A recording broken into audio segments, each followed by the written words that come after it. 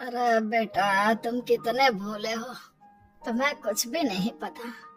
तुम्हारे पिता अपनी सारी संपत्ति तुम्हारे नाम करके गए हैं।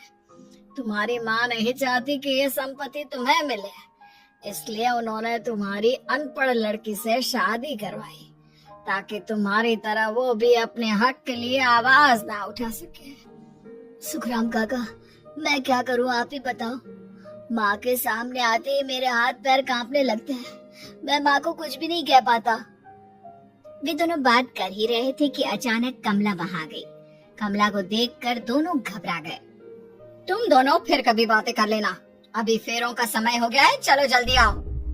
इस तरह फुलवा और वैभव की शादी हो गई। अगले दिन कमला ने फुलवा को बुलाया और उसे नसीहत देने लगी। देख बंजारन, तुझे मैंने अपनी बहू बना तो लिया है, लेकिन तुझे इस घर में आँख कान मुंह बंद करके रहना होगा।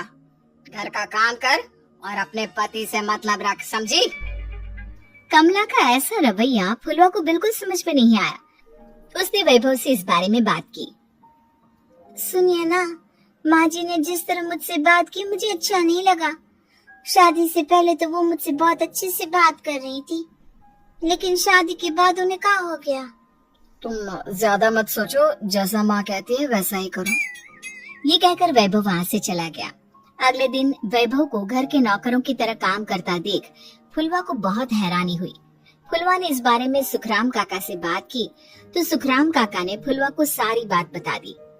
अब फुलवा को समझ में आ गया कि उसकी सास ने एक बंजारन को बहू क्यों बनाया।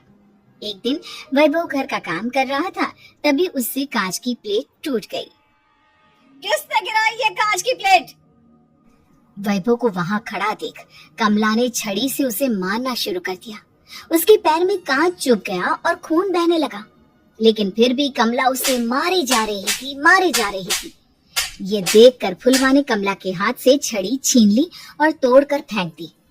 बंजारन, तेरी इतनी हिम्मत, तूने मेरे हाथ से छड़ी छीनी? कमला फुलवा को थप्पड़ मारने ही वाली थी कि फुलवा उसका हाथ पकड़ लेती है। ससुमा, मैंने मॉम की गुड़िया ना समझ लियो। बंजारन हो बंजारन, ईंट का जवाब पत्थर से देना जानती हूँ। आज के बाद मेरे या वैभव जी के ऊपर हाथ उठाने की सोचियो भी ना, समझी ससुमा? ये कहकर फुलवा वैभव को लेकर वहाँ से चली गई। उसने वैभव के पैर पर पट्टी बांध दी, उसके आंसू पोंछे। वैभव ने पहली बार किसी के दिल में अपने लिए इतना प्यार महसूस किया। अब फुलवा वैभव का हर काम में हाथ बटाती, उसका बहुत ख्याल रखती। इस तरह दोनों बहुत ज्यादा नजदीक आ गए। वहीं दूसरी ओर कमला सारी जायदाद अपने नाम करने की साजिश करने लगी। और एक दिन, वैभव, वैभव, जल्दी बाहर आओ। कमला की आवाज सुनकर वैभव और फुलवा अपने कमरे से बाहर आ गए। जी माँ, आपने बुलाया? ये ले, इन कागजों पर साइन कर दे। वैभव कागजों पर साइन करने ही वाला था कि फुलवा वैभव के हाथ से पेन छीनकर कहती है, ना वैभव जी, आप इस पर हस्ताक्षर नहीं करेंगे।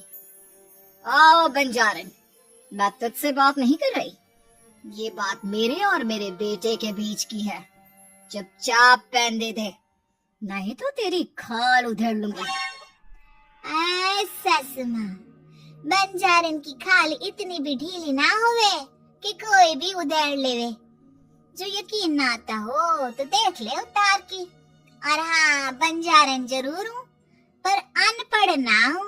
मन्ने भी पता है कि किसी भी कागज पर साइन करने से पहले उसे अच्छी तरह पढ़ लेवे। पेन देती है या नहीं? ये कहकर कमला फुलवा को मारने आई तो फुलवा ने कमला को धक्का दे दिया और वो नीचे गिर गई। कमला डरकर वहाँ से भाग गई। अब फुलवा ने वो कागज उठाए और वैभव के साथ सीधा वकील के पास चली गई। वकील ने वो कागज देखे और फुलवा को बताया, वैभव के पिता की सारी जायदाद और संपत्ति वैभव के नाम है, लेकिन वैभव की सौतेली माँ इस संपत्ति को अपने नाम कराना चाहती है, इसलिए इन कागजों पर वो साइन करा रही थी। तो अब हमें क्या करना चाहिए वकील साहब? वकील ने फुलवा और वैभव को सब कुछ अच्छी तरह से समझा दिया। अब दोनों घर पर पुलिस को लेकर पहुंचे।